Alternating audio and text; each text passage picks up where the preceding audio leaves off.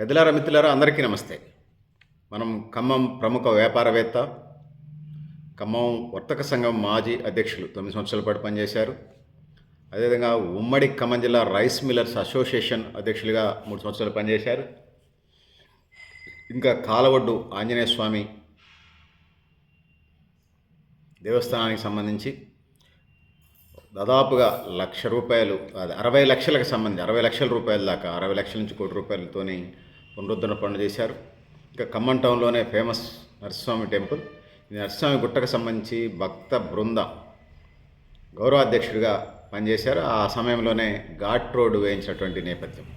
ఇంకా Lions club మాజీ గవర్నర్గా పనిచేశారు. స్తంభాద్రి ఉత్సవ కమిటీ మాజీ అధ్యక్షులుగా పనిచేశారు. ఇప్పుడు ప్రస్తుతం మాజీ అయినప్పటికీ కూడా బీజేపీ జిల్లా నాయకులుగా ఉన్నారు. ఇంకా వాసవి కన్యకా పరమేశ్వరి టెంపుల్కి సంబంధించి ఖమ్మంలోనే ఉంటుంది, 3 టౌన్ ఏరియాలో వాసవి కన్యకా పరమేశ్వరి దేవస్థానానికి సంబంధించి 3 సంవత్సరాల పాటు ఆ సంస్థకు సంబంధించి ఆ టెంపుల్కి సంబంధించి అధ్యక్షుడిగా పనిచేశారు. ఆ తర్వాత రైల్వే అండ్ బస్ ప్యాసింజర్స్కి సంబంధించి వాళ్ళకి ఆ రోజుల్లో వాళ్ళకి ఏదైనా కష్టం వచ్చి చెప్పుకోవడం ఇబ్బంది ఉండేది. దానికి సంబంధించి రైల్వే బస్ ప్యాసింజర్స్ అసోసియేషన్ జిల్లా అధ్యక్షులుగా, అంటే ఉమ్మడి ఖమ్మం జిల్లాకు సంబంధించి ఇవన్నీ ఉన్నాం. ఆ సారు ఆయనే, అంటే నేను స్టూడెంట్ లైఫ్ నుంచి విన్నాను, డయాస్టాలో చూశాను. ఆయనే వెంపటి లక్ష్మణ గారు. సో సార్తో మాట్లాడిపించి ఖమ్మానికి సంబంధించినటువంటి అనేక జ్ఞాపకాలు సార్ నోటి వెంట వినే ప్రయత్నం చేద్దాం. సార్ నమస్తే. నమస్తే సార్ మీది ఏ ఊరు, ఏ జిల్లా, వివరాలు చెప్పండి. ఖమ్మం అండి. ఖమ్మం జిల్లాలో ఖమ్మంలోనే పుట్టాను. ఖమ్మం టౌన్. సార్ మీ కుటుంబ నేపథ్యం చెప్పండి. మా నాన్నగారు వెంపటి కోటేశ్వరరావు ప్రముఖ వ్యాపారస్తులు. ఖమ్మంలో మొట్టమొదటిసారిగా తెలంగాణలో మొట్టమొదటిసారిగా ఒక తౌడులోంచి నూనె చేసే పరిశ్రమ తెలంగాణలో ప్రప్రథమంగా ప్రారంభించారు. వారు ఉన్నప్పుడు గాంధీ చౌక్లో కిరాణా వ్యాపారం, తర్వాత రైస్ అండ్ మిల్ వ్యాపారం, ఆ తర్వాత లాస్ట్లో మన ఈ తౌడు మిల్లు ప్రారంభించారు. మా అమ్మగారు గృహిణి, మా బ్రదర్స్ అండ్ సిస్టర్స్ మేము మా తమ్ముడు, మరి మా ఇద్దరి మధ్యలో 2 సిస్టర్స్. మా మిస్సెస్ ప్రసన్న విజయలక్ష్మి, వాళ్ళది నూజివీడు. మా మామగారు ఈ ఎన్ఎస్ కెనాల్స్లో సూపరింటెండెంట్గా ఇంజనీర్గా పనిచేశారు. మా అత్తగారు గృహిణి. మా పెద్దమ్మాయి సాయి సోనలత బీటెక్ చేసింది. అమెరికాలో లాస్ ఏంజల్స్లో ఇంజనీరింగ్ చేసి ఆ తర్వాత ఇప్పుడు సియాటల్లో స్థిరపడింది. ఆమె హస్బెండ్ ఆయన కూడా సాఫ్ట్వేర్ ఇంజనీరు. ఒక పాప, ఒక బాబు. మా తమ్ముడికి ఒక పాప, బాబు. ఆ పాప మా నార్త్ కరోలినాలో సాఫ్ట్వేర్ ఇంజనీరు. ఆమె హస్బెండ్ కూడా సాఫ్ట్వేర్ ఇంజనీరు. బాబు లాస్ట్ సాయి మాధవ్ కోటేశ్వరరావు, అతను మాత్రం ఇప్పుడే ఎంఎస్ చేసి ఉద్యోగం చేస్తున్నాడు. సార్ చెప్పండి, మీ ఏం చదువుకున్నారు? 10th, ఇంటరు, డిగ్రీ ఎక్కడెక్కడ చదువుకున్నారు? ఏ కాలేజ్, వాటి పేరు చెప్పండి. 10th క్లాస్ వరకు నేను నయాబిదారే స్కూల్లో చదవడం జరిగింది. 69, 70 ప్రాంతంలో తెలంగాణ మొట్టమొదటి ఉద్యమంలో మేము కూడా పాల్గొనడం జరిగింది. అప్పుడు అది ఆమరణ నిరాహారదీక్ష చేశారు రవీంద్రనాథ్ గారు. ఆ టైంలో నేను కూడా పాల్గొనడం జరిగింది. ఆ 70లో ఎందుకు మీ పేరు కనపడలేదు ఎక్కడ? మరి మీరు ఎక్కడ కూడా రికార్డు కాలేదు. 69 దాంట్లో మీరు ఉద్యమకారులుగా, అంటే అప్పటికి 13వ సంవత్సరం నాది. 13వ సంవత్సరం. రవీంద్రనాథ్ గారికి ఎంత ఉండేది మరి వయసు? ఆయనకి ఎంత ఉండేది రవీంద్రనాథ్కి అప్పుడు 22 దాకా ఉండేది. మరి మీ పేరు? చాలా మంది పాల్గొన్న అందరి పేర్లు ఎక్కడి నుంచి వస్తాయి? ఓకే, అప్పుడు ఎవరెవరు పాల్గొన్నారో చెప్పండి. ఎట్లాగో సందర్భం మీకు గుర్తున్న పేర్లు ఏమైనా ఉన్నాయా? అప్పుడు తొలిదేశ ఉద్యమం ఖమ్మంలో ఎవరు పాల్గొన్నారు? పేర్లు చెప్పండి, రికార్డెడ్గానే ఉంటుంది. తొలిదేశ ఉద్యమకారులు, తొలిదేశ 1969 తెలంగాణ ఉద్యమంలో ఎవరెవరు ఉన్నారు? రవీంద్రనాథ్, మీరు, ఇంకెవరెవరు ఉన్నారో చెప్పండి. పేర్లు చెప్పండి సార్, గుర్తున్నతో చెప్పండి. రవీంద్రనాథ్ గారు ఆమరణ నిరాహారదీక్ష చేశారు. వారితో పాటు మా మిత్రులు కోలాహలం రామకిషోరు. సార్ కోలాహలం రామకిషోర్. కోలాహలం రామకిషోర్ ఖమ్మమేనా? తర్వాత మా మామయ్య ఎవరు చదువుతారు, అరవపల్లి విద్యాసాగర్. అరవపల్లి విద్యాసాగర్ అంటే తెలంగాణ మలిదశ ఉద్యమం ఆయనే. ఇంకా మా మామయ్య. ఇట్లా ఇంకా చాలామంది మేము పాల్గొన్నాం. అందరి పేర్లు నాకైతే గుర్తులేవు. ఇంత మటుకైతే మేము పాల్గొన్న తర్వాత 71లో నేను 10th క్లాసు పూర్తి చేయడం జరిగింది. ఆ తర్వాత అప్పటికే మా నాన్నగారు చనిపోయారు. చనిపోవడంతో intermediate Siddhartha college first batch మాది. ఎప్పుడు 71, సిద్ధారెడ్డి 73. ఫస్ట్ బ్యాచ్ అండి 71 సార్ 71, 73. 71 73 73 ఇంటర్మీడియట్. 71 నుంచి 73. 71 నుంచి 73 ఇంటర్మీడియట్ ఫస్ట్ బ్యాచ్ బైపీసీ చేయడం జరిగింది. డాక్టర్ అవుదామన్న ఉద్దేశంలో. మరి కానీ ఎందుకు మా నాన్నగారు గతించడంతో వ్యాపారం చూసుకునే ఇదిలో బాధ్యతలు భుజాల మీదకి వచ్చాయి. బాధ్యతల భుజాల మీద వచ్చి ఇంటికి పెద్దవాడు నేను, ఇద్దరు చెల్లెళ్ళు, తమ్ముడు. ఈ వ్యాపారం చూసుకునే ఇదిలో నేను తప్పనిసరిగా బీకామ్ ఇంటర్ తర్వాత బీకామ్ లో జాయిన్ అయ్యారు. Intermediate BiPC. ఇంటర్ సప్లిమెంటరీ ఏమైనా రాశారా రెగ్యులర్? లేదు, ఇంటర్మీడియట్ డైరెక్ట్ ఫస్ట్ టైం. ఎంత ఉంది సార్ టెన్త్ మాత్రం 2 సార్లు రాశాను. ఏ సబ్జెక్ట్ ఇదైంది? ఏ సబ్జెక్ట్? సబ్జెక్టా మ్యాథ్స్ ఇంగ్లీష్?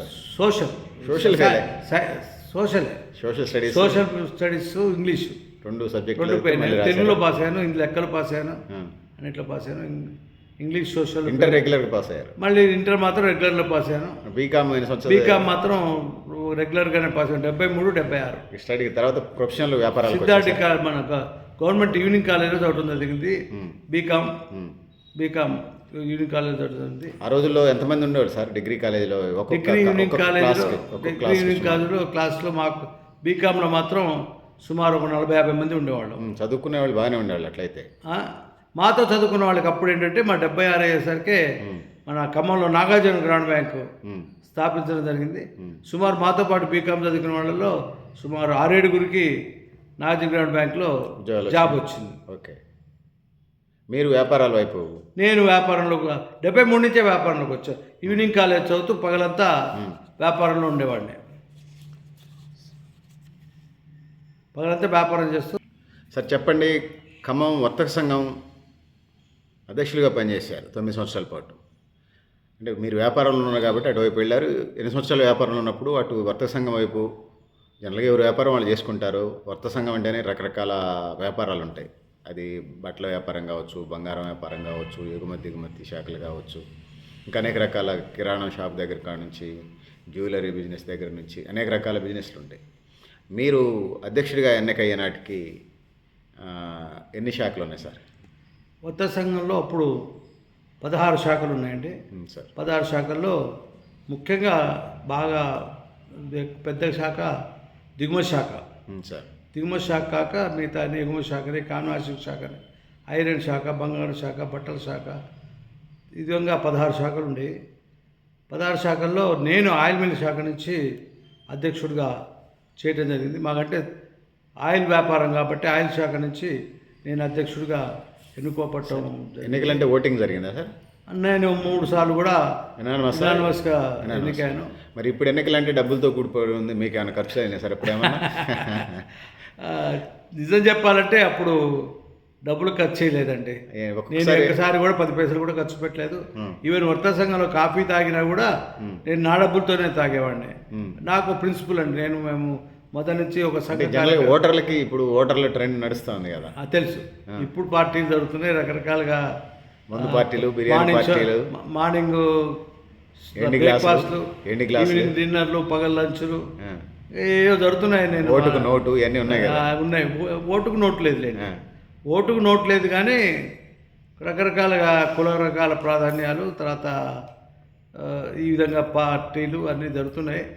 రాజకీయ పార్టీలు ఏమైనా ఇన్వాల్వ్మెంట్ ఉండేదే? ఛాంబర్కి సంబంధించి రాజకీయ పార్టీలు ఇండిపెండెంట్గా నడుపుకునే వాళ్ళ దాన్ని పేరు చెప్పకూడదు, కానీ ఒక అధ్యక్షుడిగా ఉన్నప్పుడు రాజకీయాలు వాళ్ళు కూడా వచ్చి ఎన్నికల్లో ఇన్వాల్వ్ అయ్యారు. అది చెప్పకూడదు, పేరు బాగుండదు. సార్ మీరు ఛాంబర్ ఆఫ్ కామర్స్కి సంబంధించి ఖమ్మం వర్తక సంఘానికి సంబంధించి 9 సంవత్సరాలు అధ్యక్ష పదవిని నిర్వర్తించారు. మీరు అప్పుడు నిర్వర్తించినటువంటి ఛాంబర్కి సంబంధించినటువంటి కర్తవ్యాలు కానీ, సేవా కార్యక్రమాలు కానీ, ఖమ్మం టౌన్కి సంబంధించిన కార్యక్రమాలు వివరించండి. ఛాంబర్ ఆఫ్ కామర్స్లో నేను ఎక్కువగా ఉన్నప్పుడు నేను ఇందాక చెప్పినట్టుగా దిగుమతి శాఖ చాలా ఇదిలో ఉండేది. తర్వాత ఎగుమతి శాఖ, ముఖ్యంగా ఈ కార్మికుల సమస్యలు బాగా ఉండే సిపిఎం, తర్వాత సిఐటియు, ఐఎన్టీయూసి, రకరకాల కార్మిక సంఘాలు వస్తుండే. వాళ్ళు ప్రతి సంవత్సరం 2 సంవత్సరాలకు ఒకసారి వేతనాలు పెంచమని సమ్మెలు చేయటం. సమ్మెలు చేయకముందే నేను వాడిని కూర్చోబెట్టి సమ్మెలు చేయనీయకుండా కూర్చోబెట్టి వర్తకులకి వాళ్ళకి మధ్యలో మధ్యవర్తిత్వం వహిస్తూ వాళ్ళకి సెటిల్మెంట్ చేసేవాళ్ళని. అందరూ కూడా కార్మిక సంఘాలు కూడా నాతో మంచిగా ఉండే. ఈవెన్ సిఐటియు ఐఎన్టీయూసే కాకుండా ఐఎఫ్టియు సిపిఎంఎల్ వాళ్ళ యొక్క సంఘం కూడా అప్పుడు బాగా ప్రాధాన్యత ఉండేది. వాళ్ళు కూడా నాతో చాలా చక్కగా ఉండేవాళ్ళు. ఇప్పటికీ కార్మిక సంఘాలు కూడా ఇప్పటికి కూడా నన్ను ఒక అధ్యక్షుడిగా గౌరవిస్తాయి. ఆ విధంగా మార్కెట్ సమస్యలు ఎక్కువగా వస్తుండేవి. మార్కెట్ సమస్యలన్నీ కూడా మనం పరిష్కారం మార్కెట్ అంటే మిర్చి మార్కెట్, పత్తి మార్కెటా సార్? అన్ని మిర్చి మార్కెట్, పత్తి మార్కెట్ అప్పుడు ఎక్కువ అన్ని అపరాలు కూడా వస్తుండే అప్పట్లో. సార్ అపరాలు ఏముండే వాళ్ళ దగ్గర వాళ్ళకి సమస్యలు ఏముండే ఆ రోజులలో? అంటే ముఖ్యంగా వాళ్ళ సమస్యలు లేవు. సమస్యలలో కార్మికులతోనే మా సమస్య ఏంటి? కార్మికులకి 2 సంవత్సరాలకు ఒకసారి వేతనాలు పెంచమని, ఎంత పర్సెంటేజ్ పెంచమనేవాళ్ళు? ఎంత పర్సెంట్ పెంచమనేవాళ్ళు? వాళ్ళు 25-30% పెంచుకునేవాళ్ళు. మీరేమన్నా ఛాంబర్ నుంచి 15 నుంచి 18% మధ్యలో పరిష్కారం చేసేవాళ్ళం. ఇంకా ఛాంబర్కి సంబంధించిన విషయాలు అనుకోకుండా దిగుమతి శాఖ ఒక బిల్డింగ్ మార్కెట్ పక్కనే కట్టడం జరిగింది. దాంట్లో నేను వర్తక సంఘ అధ్యక్షుడిగా ఉన్నప్పుడే అది మిర్చి పెట్టేవాళ్ళు. దాంట్లో మిర్చి పెట్టినప్పుడు మిర్చి అనుకోకుండా తగలబట్టడం జరిగింది. తగలబట్టడం జరిగితే ఆ ఓనరు ఇవ్వడానికి ఒప్పుకున్నాడు. నష్టపరిహారం ఇవ్వడానికి ఒప్పుకుంటే ఆ బిల్డింగ్ మొత్తం కూలగొట్టి మళ్ళీ మంచిగా ఇప్పుడున్న ప్రస్తుత భవనం నేను అధ్యక్షుడిగా ఉన్నప్పుడే దిగుమతి శాఖ భవనాన్ని నిర్మించడం జరిగింది. ఆ దిగుమతి శాఖ భవనం ఇప్పుడు సుమారు అది కూడా అద్దెకిచ్చాం. అద్దె డబ్బులు వర్తక సంఘానికి. ఆ రోజుల్లో ఇన్సూరెన్స్లు అవి లేవా సార్? ఇన్సూరెన్స్లు వాళ్ళు కట్టలేదండి, మేము కూడా అప్పుడు అంత లేవు, అంత ప్రాముఖ్యత కూడా లేదు. సార్ ఉమ్మడి ఖమ్మం జిల్లా రైస్ మిల్లర్స్ అసోసియేషన్ అధ్యక్షులుగా పనిచేశారు 3 సంవత్సరాలు. అసలు రైస్ మిల్లుకి ఉన్నటువంటి ఆ రోజుల్లో ఉన్న సమస్యలు ఏంది, ఇప్పుడున్న సమస్యలు ఏంది, అప్పుడు ఉన్నటువంటి సమస్యలు మీరు ఎట్లా సాల్వ్ చేయగలిగారా ఏంటి వివరించండి. రైస్ మిల్లర్స్కి మామూలుగా ఏంటంటే గవర్నమెంట్ ధాన్యం పర్చేజ్ చేసి మిల్లర్స్కి కస్టమ్ మిల్లింగ్ కింద ఇచ్చేవాళ్ళు. ఆ కస్టమ్ మిల్లింగ్ ధాన్యాన్ని మేము ఇచ్చేవాళ్ళం. సివిల్ సప్లైస్ తర్వాత వాళ్ళు డిఎస్ఓ డిస్ట్రిక్ట్ సప్లై ఆఫీసర్ తోటి మంచి సంబంధాలు ఉండేవి, బాగానే జరిగింది. అయితే నేనున్నప్పుడు మాకు ఒక ప్రధాన సమస్య ఒకటి వచ్చింది. ఏంటి సార్ అది? ఆ ప్రధాన సమస్య ఏంటంటే మోరంపల్లి బంజార్ సార్. మోరంపల్లి బంజార్లో భద్రాచలం యువతలు ఉంటుంది. అది మోరంపల్లి బంజార్ పేరునే ఉంటారు. ఆ బంజార్లో ఒక వ్యాపారస్తుడు పార్బాయిల్ మిల్లు కడతా అని చెప్పి కట్టి దాంట్లో పెద్ద గోడౌన్ కట్టి ఈ గవర్నమెంట్ సివిల్ సప్లై సంబంధించిన ధాన్యం దాంట్లో స్టాక్ పెట్టారు. ఆ స్టాక్ పెడితే ఆ స్టాక్ ఏం చేశాడంటే అతను చుట్టూ ధాన్యం ఉంచి మధ్యలో ధాన్యం తీసుకెళ్ళి అమ్మడం జరిగింది.